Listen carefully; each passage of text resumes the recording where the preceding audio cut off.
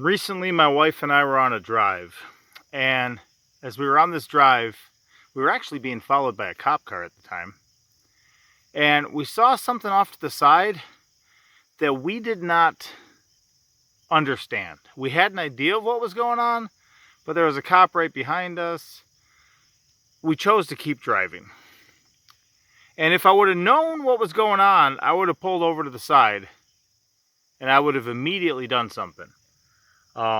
I don't believe that the police officer behind us even saw it. And what happened is we went to a store, spent some time taking care of some stuff, and when we came back, it was still going on. And it was a fight that was occurring. And the bigger one in this fight was trying to kill the smaller one. So I broke it up, but I wonder if I actually did the right thing. So I actually pulled over when we encountered on the way back. I pulled out my camera. I started recording. I'll play that clip for you, and then I'll explain the rest of it and see what you guys think, if what I did was right or wrong. We thought it looked like a snake in the road when we were driving out. Turns out a Lampropeltis caligaster, which is the prairie king snake there, the brown one, is being eaten by a Lampropeltis holbrooki, the speckled king snake. Oh man. Is he backing off him right now? He might be backing off him right now. That's crazy. You guys ever seen two king snakes in a fight? I think he's actually letting off him because I stopped. That is crazy.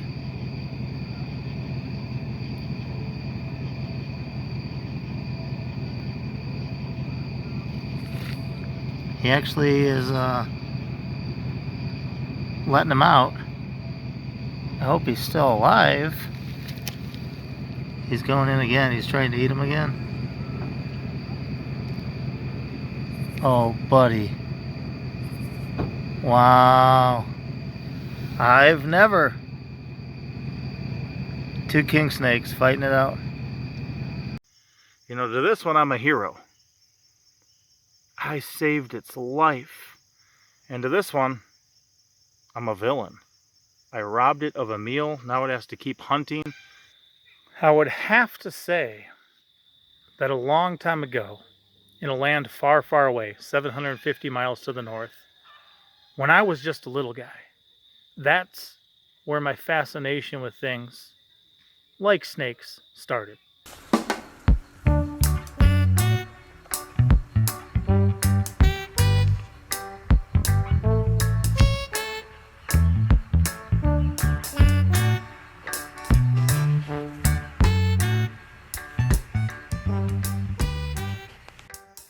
So both of the individuals involved in this altercation were king snakes. This is one, and this is a speckled king snake. Look at this belly.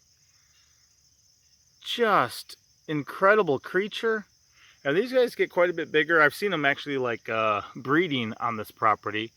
We found some pretty little ones too. This one had some sort of thing happen earlier in its life. It's missing part of its tail. And it is definitely the bigger of the one, or the bigger of the two. The bigger one of the two, because here's the other one, and this one is the prairie king snake. In fact, first snake I found when I moved to Arkansas was a prairie king snake, but it was a chunk. It was probably over 3 feet long, pretty nice and thick. There's the belly on that one, and it's got some pretty cool colors on the side too. And then up the back, it's kind of the little squares or rectangles, if you would. But these two, I like king snakes. Like I said, this was the first kind we found when we moved here, and probably one of my favorite ones in the area is going to be these speckled king snakes. There's just not much that looks like them. I sometimes tell people they remind me of my favorite show growing up, which was Static. So they look quite a bit like Static. I'm not going to let them have any problems right now, but essentially this is predator and prey because this snake is smaller than it. And son, what kind of snake did you find eating another one?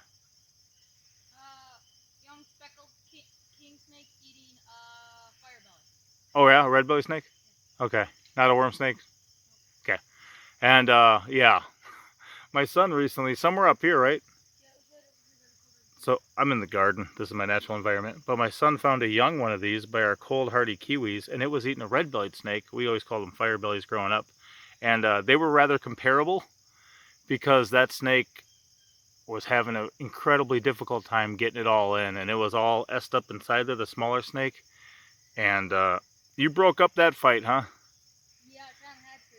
He thought that that small one, he didn't think, well, he didn't think the smaller speckled king snake was really going to actually stand a chance at successfully digesting and getting that whole thing inside. So he intervened. Right or wrong, he chose to. But here now, I'm going to let these go on different edges of my property. These guys are just beautiful. They're crazy. This one's happy to be alive. You know, to this one, I'm a hero. I saved its life. And to this one, I'm a villain. I robbed it of a meal. Now it has to keep hunting.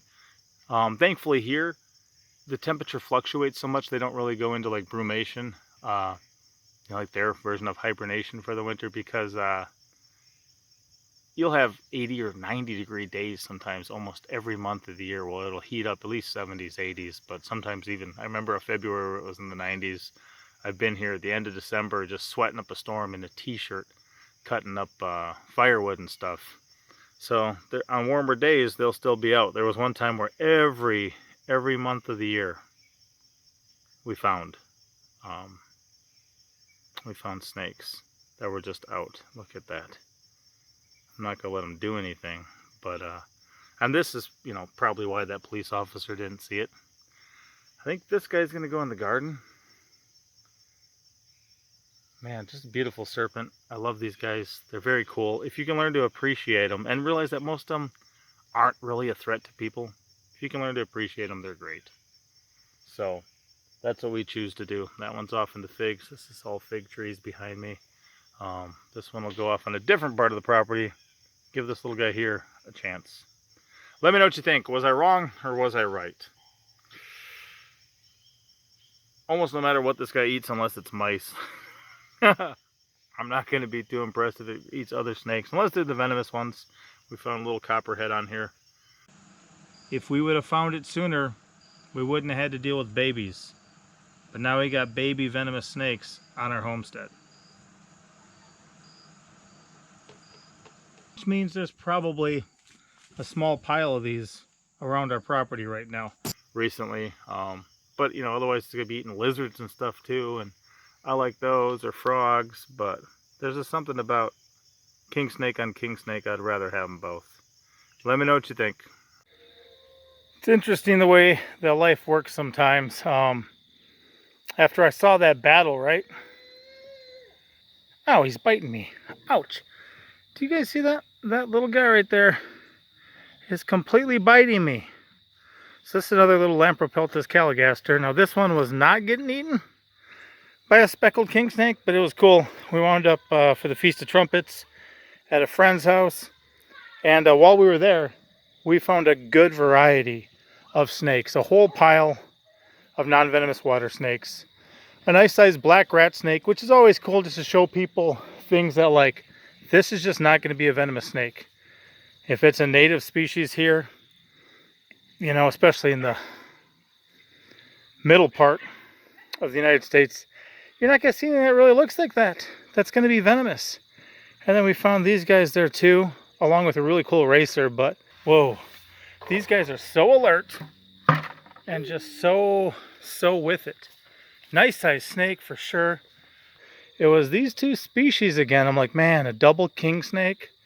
Like, king snakes are just so special. I really like them. Look at him. Here he goes again. Ouch. And this guy's like that. In fact, this one bit my wife as well, and it kind of startled her, so she screamed and dropped it, right? But these ones are also going to find a home because they're super cool, and I really like them. I should also just show you guys this racer. It was crazy. Some young men found it. They called me over. I kept its attention and let my monster truck sneak up behind it. But Just more king snakes. And kind of interesting. Normally I don't find these around the same time. The one eating the other one, that was pretty cool. Definitely snake eaters, these guys are. I don't want them to strike that other one there. And this was actually the first species I ever found when I moved to Arkansas.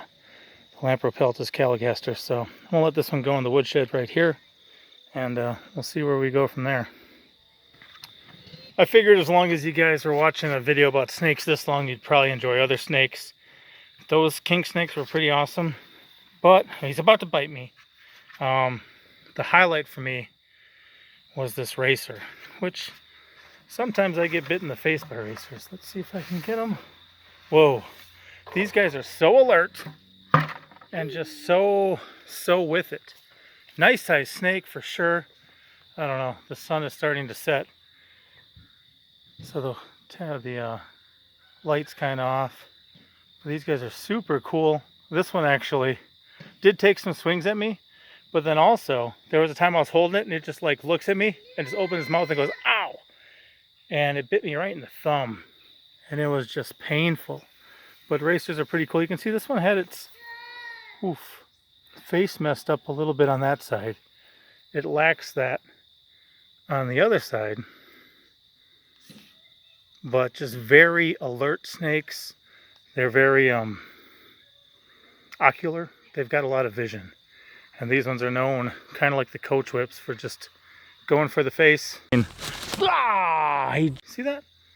It's eyeing me up right now. That's why glasses don't just help me see, they're part of a safety. Oh, its tail was just rattling too. It just stopped that. But part of some PPE, some personal protective equipment. This guy's kind of close to actually taking a strike at my face right now. Just trying to give you guys a good view of it. Not exactly trying to get hit in the face right now, but it's about it. These guys probably second fastest snake in our area. Let's say coach whips faster, but these are built very similar. Very cool. I was also teaching people with those belly scales. Can you see that? How it's got single belly scales all the way down the belly until that vent, and then they go double where they meet up. So the North American pit vipers, which are all of our venomous ones here, they have single belly scales after the vent. So sometimes you can tell just from a snake shed if you're dealing with a venomous one or not.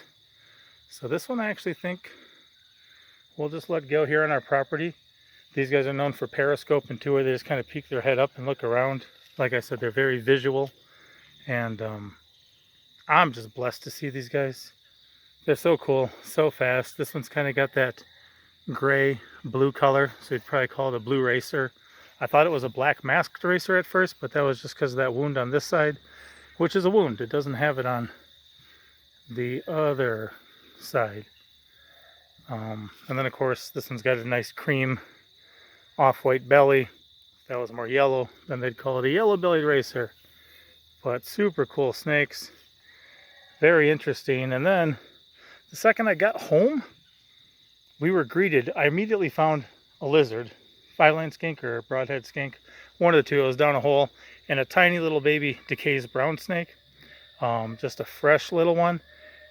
But then probably within an hour of being home, I found a pygmy rattler the moment I got home, which is, you know, one reason I like educating people about snakes, because if you can know who the bad ones are, it can help keep you safe.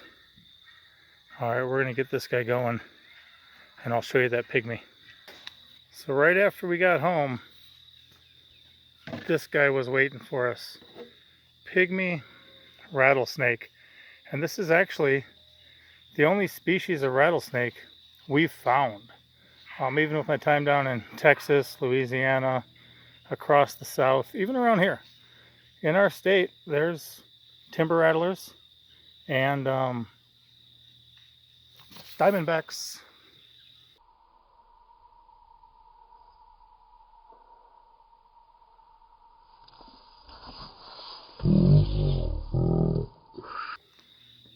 But yeah, he's very defensive right now.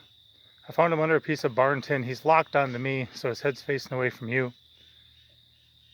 I lifted a piece of barn tin right next to the driveway, and there it was. And these guys, if you can hear them at all, it sounds like maybe a bumblebee in a flower, or maybe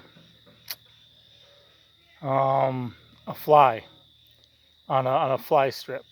They are so hard to hear. It's actually wiggling its tail back and forth right now. I think I count about 7 little rattles, but it's not much. And one thing I think I'm actually going to do, I've talked about it for some time, I want to do it in preparation for this next year, is just lay some pieces around of, I'm trying to show you that tail wiggling too, of some roofing tin and stuff. It's not going to attract a snake to our property, because it's not like a snake's going to be next door and be like, oh, they've got some tin laying on the ground over there. But what it will do is it'll give them an opportunity to pause if they come on our property. And then if they do that, we can kind of peek and check, see who's around here. If it's king snakes and stuff, we'll let them be. That other king snake would probably eat this guy.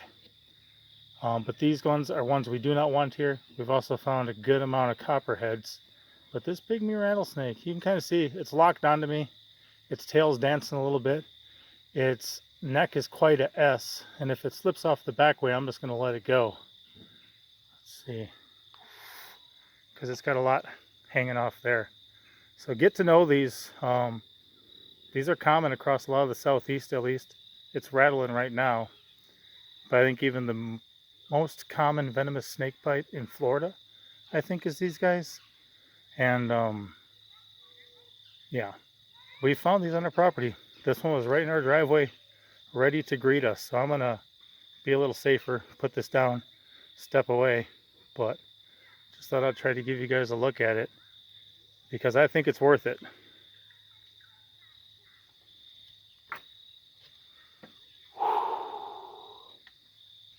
And for me, because I know I'm going to encounter these things, I bought these snake tongs. It's cheaper than a hospital bill. I learned that firsthand. So just makes it a little easier to deal with things like this. Well, after we went back home from the Feast of Tabernacles, came back up to Missouri again to empty knives, and late last night there was a disturbance where a speckled king snake and was trying to eat a young black rat snake, and they wound up on a glue trap. Now, if you have snakes or lizards, we've had this happen at home with lizards too, that wind up on a glue trap, one thing you can do is use a little bit of oil, just a food grade oil, and kind of rub it on them. It helps them not stick. You can kind of